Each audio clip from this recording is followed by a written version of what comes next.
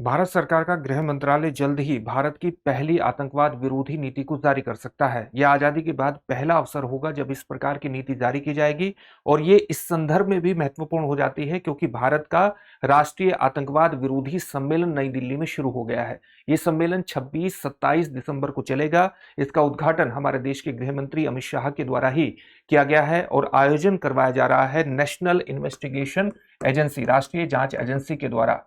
इसका सबसे महत्वपूर्ण उद्देश्य क्या है इस सम्मेलन का, उसको हम जानेंगे, लेकिन उससे पहले इस बात को ध्यान में रखिएगा कि दृष्टि संस्थान ने आपकी जीएस की तैयारी को पूरी तरह से करवाने के लिए हाल ही में एक बहुत ही इंपॉर्टेंट कोर्स लॉन्च किया है जिसका नाम है GS studio foundation live online course. ये मात्र 24,999 में आपकी जीएस की तैयारी को पूरा करा देगा और वो भी मात्र 14 महीने में। इसकी सबसे खास बातों में ये शामिल है कि इसके बाद जब आप जीएस फाउंडेशन ऑफलाइन बैच में एडमिशन लेंगे तो वहां पर इस फीस को पूरी तरह से एडजस्ट कर दिया जाएगा, यानी एक तरह से ये कोर्स आपको फ्री में पढ़ने वाला है। इसके संदर्भ में जो बैच है वो हिंदी, इंग्लिश और इंग्लिश तीनों में ही उपलब्ध होंगे। हिंदी माध्यम का बैच 5 जनवरी 2026 से प्रारंभ होने वाला है। इंग्लिश का बैच 6 जनवरी 2026 से प्रारंभ होने वाला है। इंग्लिश का बैच 7 जनवरी 2026 से प्रारंभ हो रहा है। इंग्लिश का जो बैच होगा उसमें हिंदी और इंग्लिश दोनों में ही चीजों को आपको समझाया जाएगा, लेकिन जो मटेरियल उपलब्ध होगा वो केवल इंग्लिश में होगा। इसकी कुछ और विशेषताएं ये हैं कि 10 कलर्ड प्रिंटेड बुकलेट्स आपको प्रदान की जाएगी जो जीएस के अलग अलग विषयों को कवर करेंगी। 2 वर्षों तक करंट अफेयर्स की क्लासेस का एक्सेस रहेगा। प्रीलिम्स और मेंस के 18 टेस्ट उपलब्ध होंगे ताकि आप अपनी तैयारी का मूल्यांकन कर सकें। जो भी पढ़ाया जाएगा उसकी पीडीएफ फाइल मिलेगी ताकि नोट्स बनाने में किसी तरह की दिक्कत ना हो। मतलब एक कंप्लीट पैकेज है। तो अभी डिस्क्रिप्शन में दिए गए लिंक पर जाइए और अपने एडमिशन को सुनिश्चित कर लीजिए। किसी भी प्रकार का डाउट हो तो 8750187501 पर कॉल कर लीजिएगा। साथ ही इस बात को ध्यान में रखिएगा कि दृष्टि संस्थान ने रांची में भी अपनी शाखा की शुरुआत कर दी है, तो वहां से भी आप अपनी झारखंड पब्लिक सर्विस कमीशन और यूपीएससी की तैयारी को आगे बढ़ा सकते हैं अगर आप रांची के आसपास रहते हैं। इसकी सबसे खास बात क्या है? राष्ट्रीय आतंकवाद निरोधी सम्मेलन की सबसे खास बात यह है कि ये अलग अलग एजेंसियों के बीच, अलग अलग संस्थाओं के बीच जो आतंकवाद से लड़ने का काम करती हैं उनके बीच कोऑर्डिनेशन को एस्टेब्लिश करने की कोशिश करता है।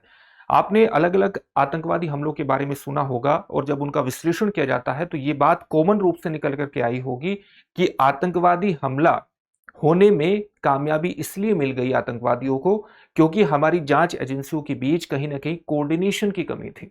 हमारे जो अलग अलग एजेंसी काम करती हैं आतंकवाद से लड़ने के लिए उनके बीच तालमेल का अभाव था। इसलिए आतंकवाद विरोधी लड़ाई में सबसे महत्वपूर्ण बात यह मानी जाती है कि हमें ऐसे मंच तैयार करने हैं राष्ट्रीय स्तर पर, औपचारिक और अनौपचारिक, जो कि एक कॉमन आतंकवाद विरोधी प्लान को तैयार करने में मदद करें और अलग अलग एजेंसियों के बीच संवाद तंत्र को एस्टेब्लिश करके उनके बीच कोऑर्डिनेशन को बढ़ाएं। तो ये इसी तरह के एक मंच के रूप में काम कर रहा है जिसको हम कहते हैं नेशनल काउंटर टेररिज्म कॉन्फ्रेंस। इसमें अलग अलग एजेंसियों के बीच तालमेल को बढ़ावा देने की कोशिश की जाती है ताकि हम एक बेहतर काउंटर टेररिज्म प्लान को तैयार कर सके जिसको जमीनी हकीकत एक तरह से पहनाई जा सके, अमली जामा उसको पहनाया जा सके। तो इसकी सबसे महत्वपूर्ण खास बात यही है और इसी के लिए इसमें संघ शासित प्रदेशों के साथ साथ राज्यों के जो वरिष्ठ पुलिस अधिकारी हैं, केंद्रीय एजेंसियों के जो वरिष्ठ पुलिस अधिकारी हैं, वरिष्ठ अधिकारी हैं, आतंकवाद विरोधी विशेषज्ञ, तकनीकी, कानूनी और फॉरेंसिक विशेषज्ञ, ये सारे शामिल होते हैं और आतंकवाद से जुड़े हुए अलग अलग मुद्दों पर चर्चा करते हैं। कई विषयों पर चर्चा की जाती है, जैसे राष्ट्रीय सुरक्षा को प्रभावित करने वाले मुद्दों पर चर्चा होती है, आतंकवाद से उभरने वाली नई चुनौतियों पर चर्चा होती है। इसके अलावा भी कई महत्वपूर्ण मुद्दे होते हैं जिन पर चर्चा की जाती है। अलग अलग एजेंसियां किस प्रकार से जब आतंकवाद की जांच करती है तो उनके सबक क्या रहते हैं उस पर आदान प्रदान होता है। जो बेस्ट प्रैक्टिसेस अलग अलग एजेंसी अपनाती हैं, कार्य प्रणाली अपनाती है, उसका भी आदान प्रदान होता है ताकि बेहतर रणनीति को विकसित किया जा सके, बेहतर तालमेल को एस्टेब्लिश किया जा सके। यही इसका उद्देश्य है। इस सम्मेलन के दौरान कुछ चीजों का लोकार्पण भी हुआ है, जैसे एनआईए की अपडेटेड क्राइम मैनुअल का लोकार्पण हुआ है। इसके अलावा संगठित अपराध नेटवर्क डेटाबेस का लोकार्पण हुआ है, खोए और बरामद हुए हथियारों के डेटाबेस का लोकार्पण हुआ है। इस तरह की चीजों का लोकार्पण भी हुआ है। इसमें एक पूरे सम्मेलन की सबसे खास बात यह भी हो सकती है कि पहली बार भारत की पहली आतंकवाद विरोधी नीति को जारी कर दिया जाए। अभी पक्का नहीं है, लेकिन हो सकता है कि उसके बारे में कुछ ना कुछ बात तो निश्चित रूप से होगी और हो सकता है नीति को भी जारी कर दिया जाए, क्योंकि गृह मंत्रालय अंतिम रूप से भारत की पहली आतंकवाद विरोधी नीति को तैयार कर रहा है। उसमें एनआईए के भी इनपुट शामिल है। उसमें किस तरह की चीजें शामिल हो सकती हैं, किस तरह की बातें हो रही हैं। एक तो उसमें जो सबसे महत्वपूर्ण बात यह है कि जो ऑनलाइन रेडिकलाइजेशन हो रहा है, डिजिटल रेडिकलाइजेशन हो रहा है, तो डिजिटल रेडिकलाइजेशन पर निश्चित रूप से उससे डील किस प्रकार से करना है, उसमें हमारी जो पहली आतंकवाद विरोधी नीति है उस पर निश्चित रूप से कुछ ना कुछ बात आएगी निकल करके कि उसके पीछे उसके प्रति किस प्रकार की स्पष्ट नीति अपनानी है। अगर आपने रेड फोर्ट ब्लास्ट के बारे में देखा हो तो वो भी कहीं ना कहीं ऑनलाइन रेडिकलाइजेशन के ही मुद्दे से जुड़ता है। साथ ही जो भारत की खुली सीमाएं हैं उसका किस प्रकार से आतंकवादी संगठन इस्तेमाल कर रहे हैं उस पर भी कुछ स्पष्ट नीति आने वाली है। खुली सीमाओं के अंतर्गत आप देख सकते हैं कि कई आतंकी नेटवर्क हैं जो कि नेपाल के रास्ते भारत में प्रवेश करते हैं, तो इस पर भी एक स्पष्ट नीति आ सकती है।